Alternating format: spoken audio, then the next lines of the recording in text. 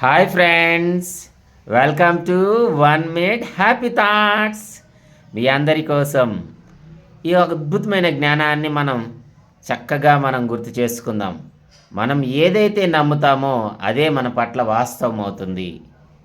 మనం పదే పదే పదే ఏది ఆలోచిస్తామో, ఏది భావిస్తామో, ఏది మాట్లాడతామో అదే యూనివర్స్ నుంచి మనకు రావడం జరుగుతుంది ఫ్రెండ్స్.